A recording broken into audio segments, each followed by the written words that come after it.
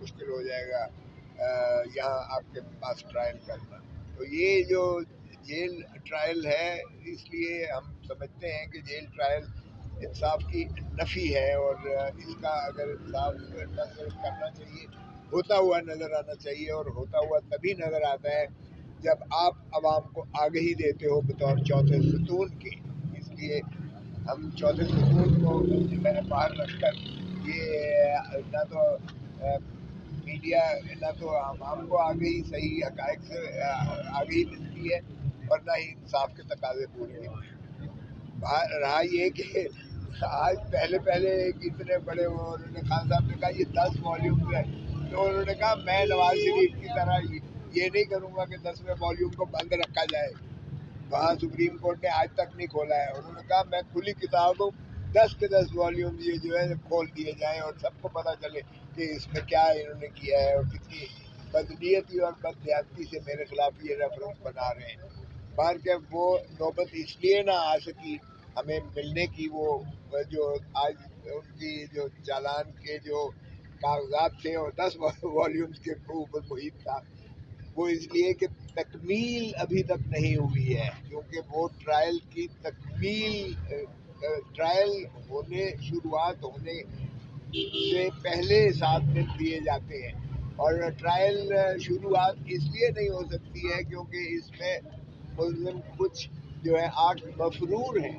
اور ان مفرور ملزموں کا جو قانونی طریقہ ہے کہ ان کو پہلے بلا ضمانت وارنٹس کے ذریعے طلب کیا جاتا ہے، جن کے خلاف چیئرمین نیب نے وارنٹس گرفتاری جاری کیے ہیں.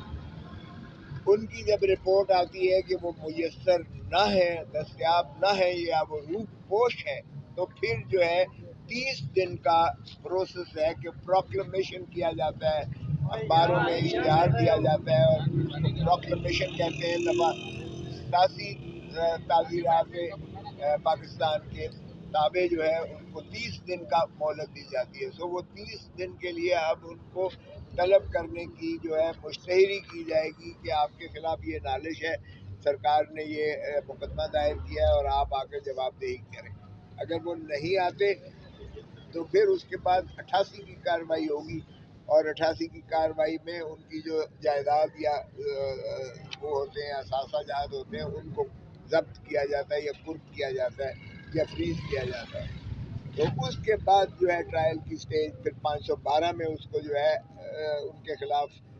ان ایبسینشیا ہوگا، کارروائی پریزرو ہوگی، پروٹیکٹ ہوگی، ان کے آنے کے بعد کھلے گی، اور پھر یہ مقدمہ جو ہے علیحدہ کیا جائے گا. جو موجود ملزمان ہیں جن میں محترم عمران خان صاحب ہیں اور محترمہ بشرا بی بی ہیں، تو اس لیے وہ سٹیج چونکہ نہیں آئی تھی، اس لیے وہ ہمیں آج انہوں نے نیب کے جو چلان کے جو کاغذات تھے یا جو فائلیں تھیں 10 والیوم سے، وہ ہمیں میسر نہیں کیے. تو میں نے عرض کیا کہ ہمیں دیکھنے تو دیجیے گا کہ یہ اتنے جو 10 والیوم انہوں نے مہربانی کی ہے اس میں ہے کیا، ہم دیکھیں تو صحیح، کیونکہ ہماری نظر میں تو یہ القادر کا کیس جو ہے ٹرسٹ کا کیس بنتا ہی نہیں ہے سرے سے. 190 ملین پاؤنڈ جو ہے وہ نیشنل کرائمز ایجنسی لندن نے نیب ان کمیونیکیشن تھی.